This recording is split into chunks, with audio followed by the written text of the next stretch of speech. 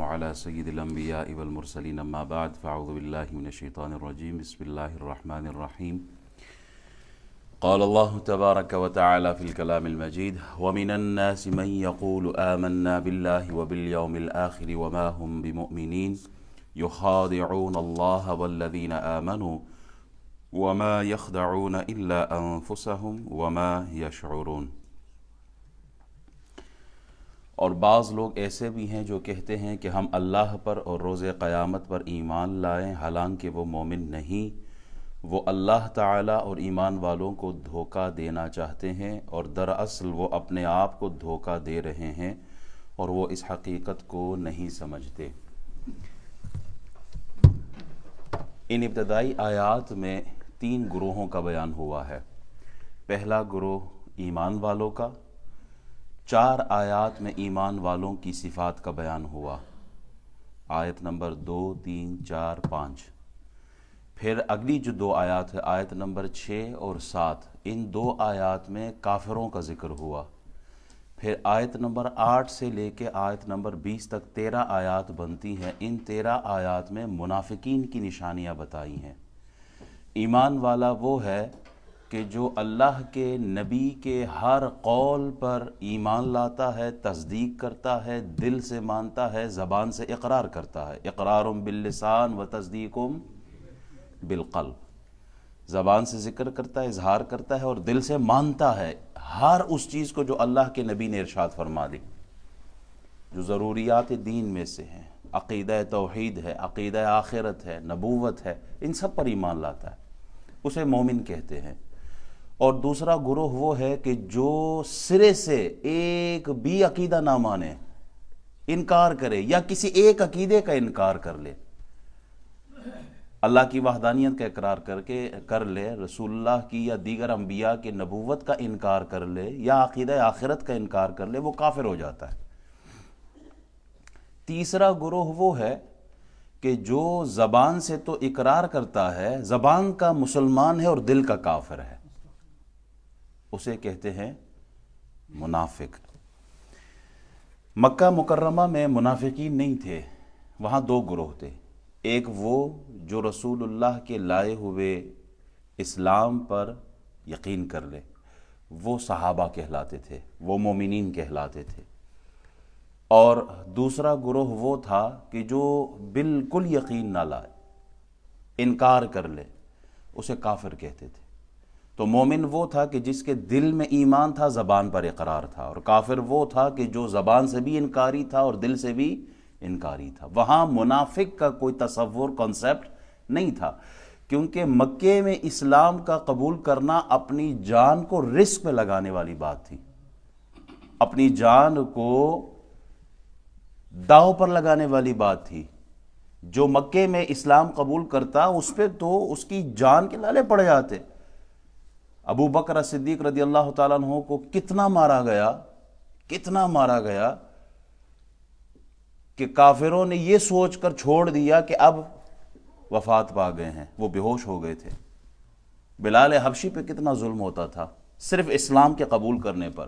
تو مکہ مکرمہ میں منافقت کا کوئی کنسیپٹ نہیں تھا۔ یہ نہیں تھا کہ لباس اسلام کا اوڑا ہو اور اندر کفر چھپایا ہوا ہو، اور پھر اسلام کے جس پہلو پر جہاں سے ان کو فائدہ ملے، جیسے منافق فائدے کے لیے، مال غنیمت کے لیے، دیگر کاموں کے لیے جن سے ان کو فائدہ ہوتا تھا، اسی لیے انہوں نے اسلام قبول کیا۔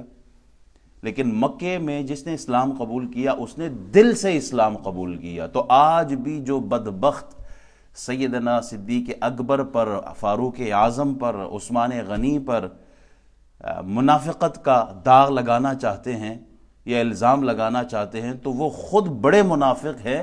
صدیق اکبر کی طرف اس گناہ کے مومن مسلمان صحابی تھے۔ اچھا، جب صحابہ کرام مکہ شریف سے مدینہ شریف آئے، جب صحابہ کرام ہجرت کر کے رسول اللہ صلی اللہ علیہ وسلم کے حکم پر جب یہ مدینہ شریف آئے، تو مدینہ شریف کا جو ماحول تھا وہ بالکل مختلف تھا۔ وہاں کا ماحول ذرا الگ تھا۔ مشرکین کے 2 قبیلے تھے مدینہ منورہ میں، اوس اور خزرج۔ بعد میں یہ رسول اللہ صلی اللہ علیہ وسلم کی دعوت پر اسلام انہوں نے قبول کیا اور انصار مدینہ کہلائے یہ لوگ۔ تو 2 قبیلے مشرکوں کے تھے، کون سے؟ اوس، خزرج، 3 قبائل جو تھے وہ یہودیوں کے تھے، یہودیوں کے بھی 3 قبیلے وہاں رہتے تھے، ان میں سے بنو قینقاع جو انصار کے قبیلہ اوس کے حلیف تھے، اور بنو قریظہ اور بنو نذیر جو انصار کا جو دوسرا قبیلہ ہے خزرج کے، ان کے حلیف تھے یہ۔ نبی علیہ السلام کی مدینہ شریف آمد سے پہلے یہاں ایک ماحول بنا ہوا تھا کہ خزرج قبیلے کا ایک آدمی تھا عبداللہ ابن ابی بن سلول، اس کو قبیلہ اوس کے لوگ بھی سردار مانتے تھے، اس آدمی کو سرداری ملنے والی تھی،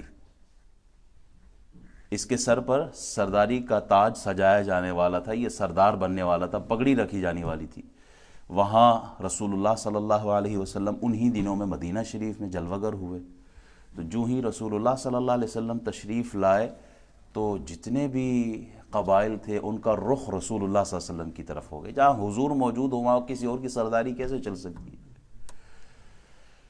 تو جب رسول اللہ صلی اللہ علیہ وسلم کی طرف لوگوں کا رخ ہوا تو اس کی جو رسم تاج پوشی تھی نا وہ رہ گئی، تو اس کے دل میں حسد کی جو آگ تھی وہ لگ گئی کہ میں سردار بننے والا تھا اچھا خاصا، تو یہ محمد کہاں سے تشریف لائے اور سب لوگ ان کی طرف ہو گئے، تو آگ اندر ہی اندر جلنے لگی۔ اب یہ دن بدن بڑھتی گئی، جب بدر کا واقعہ ہوا اور مسلمانوں کو فتح دی اللہ تعالیٰ نے، اور اسلام کی جو مسلمانوں کی جو تعداد ہے وہ بڑھنے لگی، تو پھر اس نے ایک چال چلی، اس نے کہا کہ اب اعلانیہ تو مسلمانوں کے ساتھ پنگا نہیں لیا جا سکتا، اب اعلانیہ مسلمانوں کی مخالفت نہیں کی جا سکتی، اسلام کے ساتھ دشمنی نہیں کی جا سکتی، اس کی وجہ کیا کہ مسلمان بڑھتے جا رہے ہیں، تو کیا کریں؟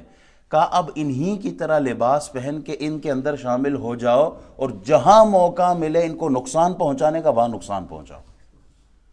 تو بدر کے واقعے کے بعد عبداللہ ابن ابی نے اسلام قبول کیا، اور اسلام قبول کرنے سے مراد یہ ہے مسلمان نہیں، وہ صرف اسلام کا لباس پہنا، اندر سے وہ پکا کافر تھا، اندر سے وہ منافق ہی تھا، اندر سے وہ اسلام کا خیر خواہ نہیں تھا۔ نمازیں وہ رسول اللہ صلی اللہ علیہ وسلم کے پیچھے پڑھتا تھا لیکن حضور کو دل میں اپنا امام نہیں مانتا تھا۔ جب آپ نماز پڑھتے ہیں نماز میں نیت کیا کرتے ہیں؟ پیچھے اس امام کے کہتے ہیں کہ نہیں کہتے؟ کہتے ہیں نا، تو صحابہ بھی یہی کہتے تھے نا، پیچھے اس امام کے، پیارے آقا محمد رسول اللہ کے۔ یہ جو منافق تھے یہ نہیں کہتے تھے دل سے، کیونکہ وہ امام مانے تو امام کا ہے نا، وہ امام مانتے ہی نہیں تھے۔ انہوں نے اپنی 1.5 اینٹ کی مسجد بنا لی، مسجد زرار، قرآن میں اس کا ذکر موجود ہے۔ اب وہ انہوں نے کیوں بنائی؟ مسجد میں بندہ عبادت کے لیے آتا ہے نا، اللہ نے کیا حکم دیا؟ مٹاؤ اس کو جلا دیا، گرا دیا، ختم کر دیا۔ کیوں؟ کیونکہ اس مسجد کی جو بنیاد تھی وہ اخلاص پر، تقوی پر نہیں تھی، وہ منافقوں کی بنائی ہوئی مسجد تھی، اور منافق ان کا مقصد اسلام کی ترویج اور اشاعت اور تبلیغ نہ تھی بلکہ اسلام کو نقصان پہنچانا تھا، اس لیے کہا گرا دو ایسی مسجد کی ضرورت نہیں ہے۔ احد کے میدان کی طرف جا رہے ہیں، جنگ احد کے لیے میدان احد کی طرف مسلمان بڑھ رہے ہیں، آدھے راستے سے عبداللہ بن ابی اپنے 300 ساتھیوں سمیت پیچھے ہٹ گیا، اور عین لڑائی کے موقع پہ کہ اب تو ان کی تعداد مزید کم ہو گئی ہے، مارے جائیں گے، ختم ہو جائیں گے، اسلام کو نقصان پہنچانے کی نیت کے ساتھ۔ جہاں فائدے کی بات ہو وہاں شامل ہو جاتے تھے، جہاں قربانی کی بات ہوتی تھی وہاں پیچھے ہٹ کے کہتے تھے آپ جانو اور آپ کا کام جانے۔ ان المنافقین فی الدرک الاسفل من النار، اسی لیے اللہ نے فرمایا نا کہ منافقین کو جہنم کے سب سے نچلے درجے میں رکھا جائے گا۔ ثواب ہوتا ہے نا، ثواب اوپر کے درجوں میں جاتا ہے، اللہ اسے انہیں مزید درجات کی بلندگی عطا فرما۔ جب مومن مرتا ہے، فوت ہوتا ہے، تو ہم یہی کہتے ہیں نا درجے جنت میں بلند ہوتے ہیں، جتنے درجے بلند ہو اتنے انعامات اور مزید ملتے ہیں، اور جہنم میں جتنے درجے نیچے جائے گا اتنے زیادہ سختی کے ساتھ عذاب دیا جائے گا۔ کافر اپنے کفر کی وجہ سے اسے جہنم میں پھینکا جائے گا، لیکن منافق کو نچلا درجہ دیا جائے گا۔ کافر ذرا اوپر ہوگا، عذاب میں ہلکا ہے، لیکن منافق کو عذاب میں سختی دی جائے گی۔ وجہ یہ کہ اس نے لباس اسلام کا اوڑھ کر مسلمانوں کو دھوکہ دینا چاہا، مسلمانوں کے ساتھ جھوٹ بولا، مسلمانوں کے ساتھ فراڈ کرتے رہے، اس لیے ان کو جہنم کے نچلے درجے میں پھینکا جائے گا۔ منافق کس کو کہتے ہیں؟ منافق کا لفظ جو ہے نا یہ نفق سے نکلا ہے، نون فا قاف، آپ لوگ حرم گئے ہوں گے، مکہ شریف مدینہ شریف جب آدمی جاتا ہے تو وہاں سرنگ دیکھے ہوں گے، ٹنل وہاں ہوتے ہیں نا، ان کے اوپر لکھا ہوتا ہے نفق، فلاں نفق فلاں نفق، سرنگ کو کہتے ہیں، ٹنل کو کہتے ہیں. کیوں؟ اس کے دو منہ ہوتے ہیں، آپ ایک راستے سے داخل ہوتے ہیں اور دوسرے سے نکل جاتے ہیں.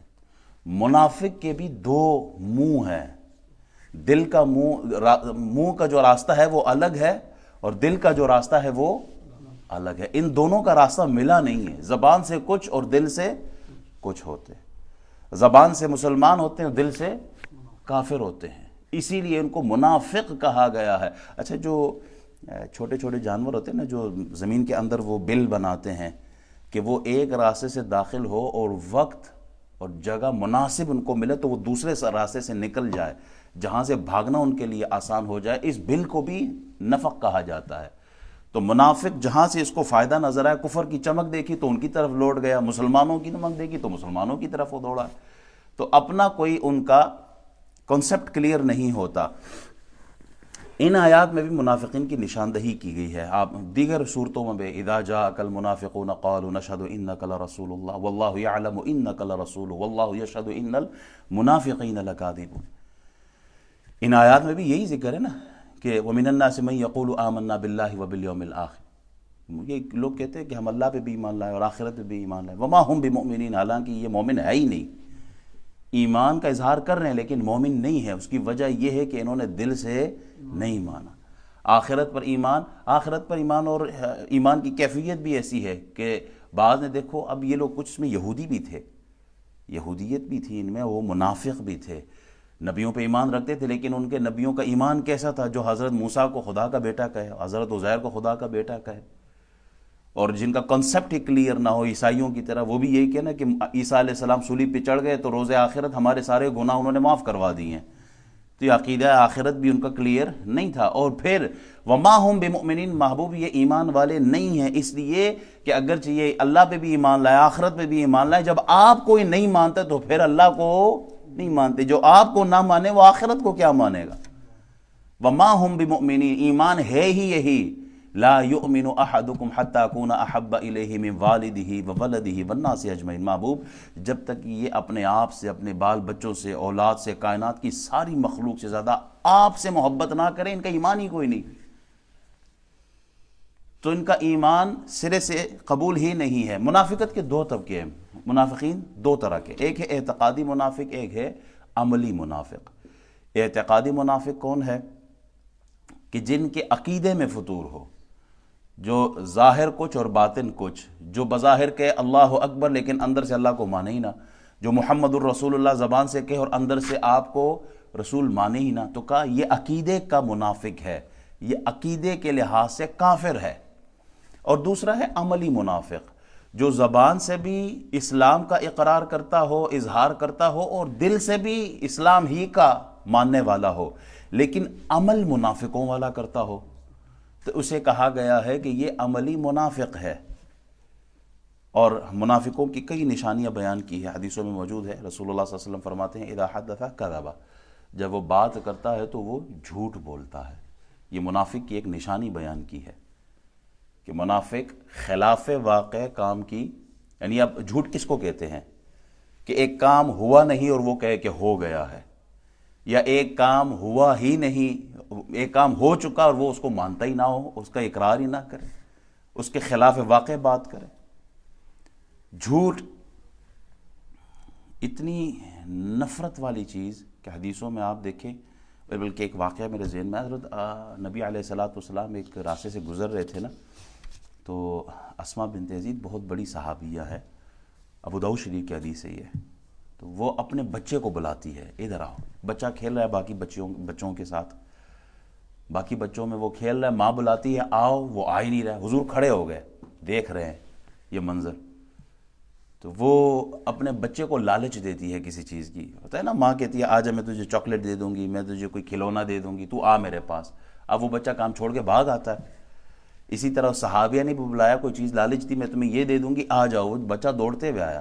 حضور علیہ السلام کھڑے ہو کے آپ دیکھ رہے ہیں یہ منظر. آپ نے فرمایا مائی اب دینا ہے، جس چیز کا تم نے اس کو لالچ دیا اور بلایا نا، اس بچے کو وہ چیز دے تاکہ تو جھوٹ سے نکل آئے.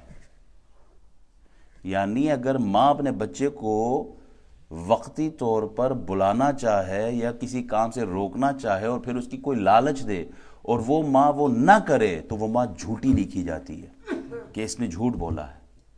آج کا مسلمان کتنا جھوٹ بولتا ہے. آج کا مسلمان اتنا جھوٹ عام ہو چکا کہ اب جھوٹ سے ہمیں نفرت بھی نہیں ہے. ہم جھوٹ سے اب نفرت بھی نہیں کرتے کہ چلو جو ہو گیا ہو گیا. یہ فرشتے جو ہے نا ہونٹوں کے پاس ہوتے ہیں, ہونٹوں کے قریب ان کی ڈیوٹیاں ہوتی ہیں کہ جو ہی بندہ درود شریف پڑھے تو اس کی ڈیوٹی ہے کہ وہ درود پہنچا دے وہاں پر. ماشاءاللہ, سبحان اللہ, الحمدللہ, استغفر اللہ, یہ جو ہی یہ کلمات کہتا ہے تو فرشتے وہ اٹھا کر ان کی ڈیوٹی ہو جاتی, لے جاتے ہیں. جو ہی بندہ جھوٹ بولتا ہے اس جھوٹ کی اتنی بدبو ہوتی ہے کہ فرشتہ 1 میل دور بھاگ جاتا ہے اس بندے سے. یعنی یہ جھوٹ کی نحوست دیکھے. مگر آج ہمارا حال یہ ہے کہ چھوٹی چھوٹی باتوں پر مذاق میں بھی, سنجیدگی میں بھی, غصے میں بھی, خوشی میں بھی ہمیں جھوٹ کا لحاظ کوئی نہیں ہوتا. دوسری جو نشانی بیان کی ہے وہ اذا وعد خلفا, جب وعدہ کرتا ہے تو پھر وعدہ خلافی کرتا ہے. اب تو اگر کسی کو ٹرخانا ہونا تو ہم کہتے ہیں وعدہ ہے توڑے نال میں اے کام کر لیسا, مطلب یہ ہوتا ہے میں نے کرنا ہی کوئی نہیں ہے, تو ایک دفعہ مگرو ہاڑے درو پھر تک ہی جازی ہوں. ان العہد کان مسئولا, یہ وعدے کے بارے میں سوال و جواب ہوگا. اللہ ہماری حفاظت فرمائے. اذا اؤتمن خان, جب امانت رکھی جائے تو وہ خیانت کرتا ہے. علم امانت ہے, علمی خیانت بھی ہوتی ہے. بات جو بتانی چاہیے ایک عالم وہ چھپائے کیوں؟ اگر وہ چھپا دیتا ہے تو کہا یہ علمی خیانت کی ہے اس بندے نے. مجمع دیکھ کر فتویٰ بدل دینا کہ یہ اگر میں نے یہ بیان کر دیا تو میری تو چھٹی ہو جائے گی, تو بات ہی بیان نہ کرو. بھائی پھر کس چیز کے عالم ہو؟ مشورہ کوئی آپ سے طلب کرے کہ بھائی مجھے یہ کام کرنا ہے یا نہیں, آپ نے سوچا کہ جناب اگر یہ کام میں نے کہہ دیا تو پھر میری تو چھٹی ہو جانی ہے, تو پھر مشورہ ہی غلط دے دو, یہ بھی خیانت ہے. مال آپ کے پاس کوئی رکھوا لے اور آپ اس میں خیانت, یہ بھی خیانت ہے. چوتھی نشانی فرمایا اذا خاصم فجرا, کہ جب جھگڑا کرے تو وہ گالیاں دیتا ہے. یہ تو منافق کی نشانی ہے نا. جس کے اندر ایک نشانی پائی جائے وہ 1 درجے کا, جس کے اندر 2 نشانیاں 2 علامتیں پائی جائیں تو وہ دوسرے درجے کا منافق, جس کے اندر 3 نشانیاں کہا یہ تیسرے درجے کا, جس کے اندر 4 نشانیاں کہا یہ پکا کان منافقا خالصا, وہ خالص پکا منافق ہے. چوتھی نشانی کیا ہے؟ جب وہ جھگڑتا ہے تو پھر وہ گالیاں دیتا ہے. وہ منافق تو چلو جھگڑے میں گالی دیتے تھے نا, آج کا مسلمان تو ہنستے ہنستے بھی گالیاں نکال دیتا ہے, چاہے جھگڑا ہو یا نہ ہو, مذاق میں بھی گالیاں نکال رہا ہوتا ہے. کچھ تو اتنے بڑے چیمپئن ہوتے ہیں وہ مسجد کے حدود میں کھڑے ہو کے بھی گالیاں دے رہے ہوتے ہیں. وہ بھائی کھڑے کدھر ہو, اور جو گالی دے رہے ہو یہ تو منافق انسان کی نشانی ہے, کیوں گالیاں دے رہے ہو؟ اللہ ہماری حفاظت فرمائے. ہمارے ہاں تو وہ کہتے ہیں جی ہون تو چلو چھڈو, بڈھا ہو گیا بندہ, وہ گالیاں دیتا ہے. تو اب ہمارے لیے کہا جاتا ہے نا کہ جی بوڑھے آدمی کے لیے اب جائز ہے, وہ مرغے کو بھی گالی نکالتا ہے. مرغا بے وقت بانگ دے تو اس کو گالیاں شروع, بکرے کو گالیاں, گدھے کو کتوں کو گالیاں, کیونکہ جی بوڑھا ہو چکا ہے تو اب بوڑھے کے لیے جائز ہوگی.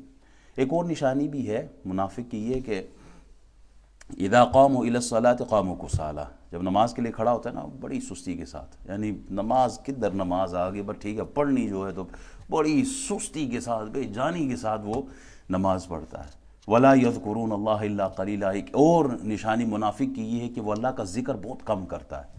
ٹی وی, ناول, ڈرامے, فلمیں, گیمز, فٹ بال, کرکٹ جو دکھاؤ پورا دن لگا دے, لیکن جو ہی آپ نے کہا چلو اللہ کا ذکر کرتے تے ہوں جناب نندر آ جاتی ہے کہ کام یاد آ جاندے جناب, اپوائنمنٹ تے جانا تے وہ ذکر ختم. اللہ تعالی ہمیں منافقوں کی ان نشانیوں سے ہماری حفاظت فرمائے, اور اللہ تعالی قرآن کا نور ہمارے دلوں کو عطا فرمائے. اللہ